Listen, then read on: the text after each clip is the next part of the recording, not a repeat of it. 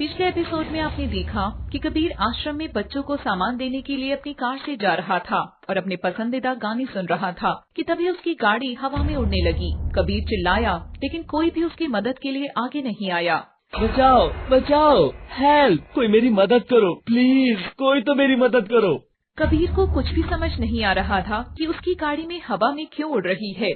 गाड़ी हवा में गोल गोल घूमने लगी। कबीर के हाथ से स्टीयरिंग छूट गया। कबीर गाड़ी में इधर उधर गिरने लगा। कुछ देर में गाड़ी जमीन पर गिर गई। कबीर को बहुत ज्यादा चोट आई और वो खून से लथपथ हो गया। कबीर बेहोश हो गया। तभी वहाँ से कियारा अपनी कार लेकर जा रही थी। उसने देखा कबीर की कार टूटी हुई पड़ी है। कियारा ने घबराते हुए अपनी कार रोकी और जल्दी से नीचे उतरकर कबीर की कार की तरफ दौड़ी। कबीर, कबीर तुम ठीक हो? कबीर सब ठीक है ना? कबीर तुम कहाँ हो? ये सब कैसे हुआ? कबीर तुम कहाँ हो? कबीर, कबीर। कबीर बेहोश पड़ा था, इसलिए वो कुछ बोल नहीं सकता था। कियारा उसको ढूंढते हुए उसके पास गई। कियारा ने देखा कि कबीर बेहोश पड़ा है। उसके सिर में बहुत ज्यादा चोट आई है। कियारा ने कबीर को उठाने की कोशिश भी की, लेकिन कियारा कबीर को उठा पाने में असमर्थ थी। फिर भी कियारा ने कबीर को जैसे तैसे उठाकर कार में लिटाया और फिर हॉस्पिटल लेकर चली गई। कबीर की हालत बहुत गंभीर थी, इसलिए डॉक्टर्स में अफरा तफरी मच गई। डॉक्टर्स ने उसे आईसीयू में एडमिट कर दिया और कबीर का इलाज करने में जुट गए। कियारा उसका बहुत ध्यान रख रही थी। अगले दिन सुबह को कियारा ने कबीर के माँ बाबा को कॉल की और कबीर के एक्सीडेंट के बारे में बताया। भगवंत जी और सरिता जी जल्दी से हॉस्पिटल पहुँच गए। कियारा हॉस्पिटल के गेट पर खड़ी होकर कबीर के माँ पापा का इंतजार कर रही थी। भगवंत जी और सरिता जी कियारा से मिले। कियारा, ये सब कैसे हुआ? हमने पूरी रात कितना इंतजार किया है, तुमने हमें रात कॉल क्यों नहीं की? अंकल जी, मैं आपकी चिंता समझती हूँ, लेकिन जब ये सब हुआ तब कुछ भी बताने का समय नहीं था, इसलिए पहले मैंने कबीर को एडमिट कराया। ये सब कैसे हुआ? कल शाम को जब मैं आपसे मिलने आ रही थी तब मैंने कबीर की कार देखी, लेकिन ये सब कैसे हुआ मुझे इसके बारे में कोई जानकारी नहीं है। मुझे कबीर से मिलना है। मुझे भी अपने बच्चे के पास जाना है।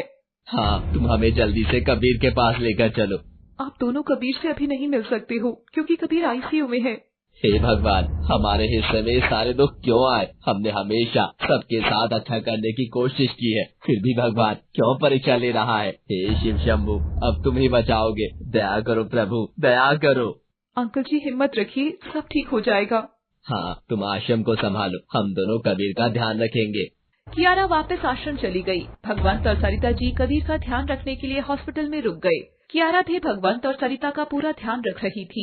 घमंडी कियारा अब बहुत बदल चुकी थी। उसके दिल में प्यार आ गया था। अब वो गरीबों पर दया करने लगी थी और जरूरतमंदों की मदद करने लगी थी। कबीर के एक्सीडेंट के बाद कियारा ने आश्रम और कबीर के परिवार को संभालना शुरू कर दिया। वो जल्दी जल्दी बच्चों की सभी जरूरत पूरी करने के बाद खाना बनाकर हॉस्पिटल लेकर जाती और भगवंत जी और सरिता जी को अपने हाथों से जबरदस्ती खाना खिलाती। कबीर को ज्यादा चोट लगने के कारण वो वेंटिलेटर पर था। कबीर के माँ बापा और कियारा कबीर को होश में आने का बेसब्री से इंतजार कर रहे थे। कियारा हॉस्पिटल से आश्रम, आश्रम से हॉस्पिटल के चक्कर लगाती थी। वो कबीर के प्रेम और जिम्मेदारियों में अपनी नींद भी भूल गई थी और पूरे मन से सभी का ध्यान रख रही थी।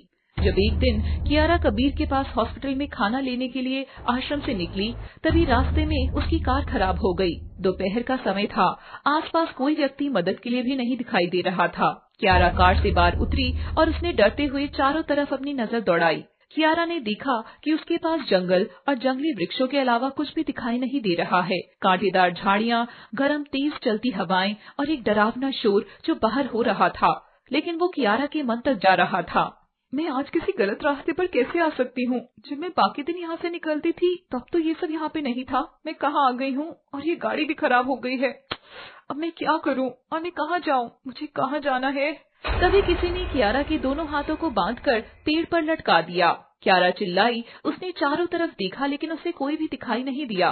कौन है? कौन है? मुझे किसने पकड़ा है? मुझे कोई दिखाई क्यों नहीं दे रहा है? मेरे सामने आओ, मेरे सामने आओ। कोई भी कियारा के सामने नहीं आया। कियारा के दोनों गालों पर थप्पड़ लगने लगे, लेकिन कियारा किसी को नहीं देख पा रही थी। किसी ने कियारा को बुरी तरह पीटा। कियारा मदद की गुहार लगाती रही, लेकिन वहाँ उसे कोई बचाने नहीं आया। कुछ समय में पेड़ के ऊपर कांटे निकल आए। कांटे धीरे धीरे बढ़ते जा रहे थे। पेड़ के कांटे भी कियारा की तरफ बढ़ने लगे। कियारा ने चीखते हुए अपनी आंखें बंद कर ली। कौन है यहाँ? प्लीज मुझे छोड़ दो। मुझे क्यों पकड़ रखा हुआ है? मैंने किसी का कुछ गलत नहीं किया है। मेरी किसी से कोई दुश्मनी नहीं है। प्लीज मुझे जाने दीजिए। मैं किसी से कुछ नहीं कहा है। प्लीज जाने दीजिए।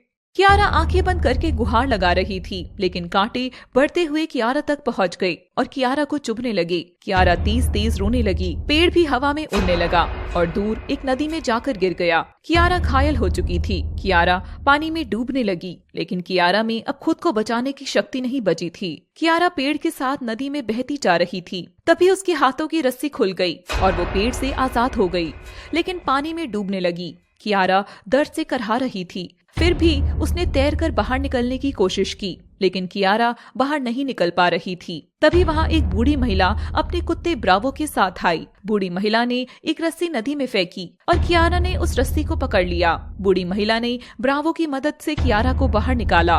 कियारा के शरीर पर चोट लगी थी। कियारा खून से लथपथ थी। कियारा जमीन पर पड़ी थी। बूढ़ी महिला ने कियारा के सर पर हाथ रखा। महिला ने हाथ से एक तेज पीले रंग का प्रकाश निकाला और कियारा के शरीर में फैल गया। इसके बाद कियारा का शरीर बिल्कुल ठीक हो गया। कियारा ठीक हो गई। आप कौन हैं और आपने मेरी मदद की, इसके लिए आपका बहुत बहुत धन्यवाद। तुम मेरी पहचान ऐसे ही रहने दो, लेकिन आज तुम्हारी मौत होनी थी क्योंकि तुम कबीर और उसके परिवार की मदद कर रही हो। आप कबीर को जानती हो? हाँ, मैं कबीर और कालरिक दोनों को जानती हूँ और आज भी ये कालरिक की कोशिश थी। कालरिक तुम्हें मारना चाहता था।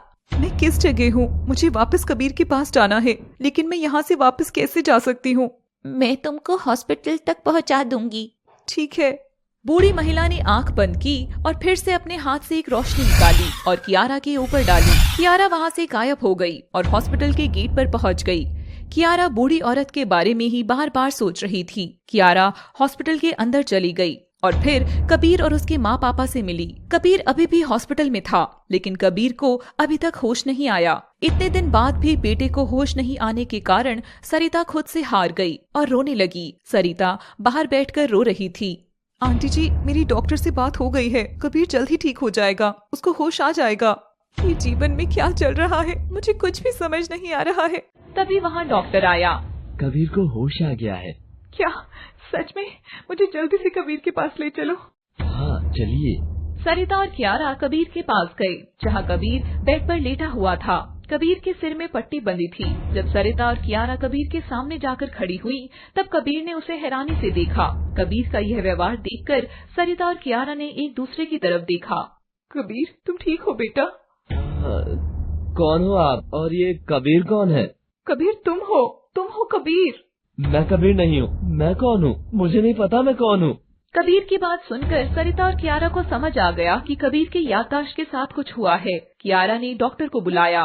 डॉक्टर साहब, कबीर हमें पहचान नहीं पा रहा है और उसे वो खुद भी याद नहीं है। कियारा जी, आप घबराइए मत। सिर में ज्यादा चोट लगने की वजह से ऐसा हो जाता है। अभी कुछ दिन तक कबीर को हॉस्पिटल में एडमिट रखेंगे, जिसके बाद कबीर को जल्दी ही सब याद आ जाएगा। डॉक्टर साहब, मेरा बेटा मुझे पहचान तो लेगा ना? मुझे इसकी बहुत चिंता हो रही है। आप बेफिक्र रहिए, हम कबीर का अच्छे से इलाज करेंगे। जल्दी ही कबीर बिल्कुल ठीक हो जाएगा। डॉक्टर ने कबीर को दवाई दी और कबीर को नींद आ गई। कबीर सो गया। सरिता बाहर चली गई, लेकिन कियारा कबीर के पास बैठ गई और उसे पुरानी बातें याद आने लगी, जिसके बाद कियारा की आंखें गीली हो गई। कियारा ने अपने आंसू पोंछे और फिर हॉस्पिटल से बाहर आ गई। लिली मंदिर में तपस्या कर रही थी। उसने हवन कुंड में अग्नि जलाई थी और मंत्रों का उच्चारण कर रही थी। लिली की आंखें बंद थी और वो ओम नमः शिवाय का जप कर रही थी। ओम नमः शिवाय, ओम नमः शिवाय, ओम नमः शिवाय, ओम नमः शिवाय, ओम नमः शिवाय, ओम नमः शिवाय। तभी एक लंबे दांत, बिखरे बाल, काले कपड़े, नीला मुंह, लाल आंखें और दिखने में बहुत ही भयानक राक्षसनी आई। उसके हाथ में हड्डियां थी। वो जोर जोर से हंस रही थी। मेरे होते हुए किसी की तपस्या पूरी नहीं होती है। मैं तपस्या भंग करने पहुंच जाती हूँ, क्योंकि मेरा काम यही है। राक्षसनी ने अपने हाथ में ली हुई हड्डियों को हवन कुंड में डाल दिया और जोर जोर से हंसने लगी। लेकिन लिली ने अपने मंत्रों का उच्चारण बंद नहीं किया। लेकिन हड्डियों की बदबू और राक्षसनी की हंसने की आवाज से लिली की तपस्या में विघ्न पड़ गया और उसने आंखें खोल ली और सामने देखा तो राक्षसनी खड़े होकर हंस रही थी। कहानी जारी रहेगी।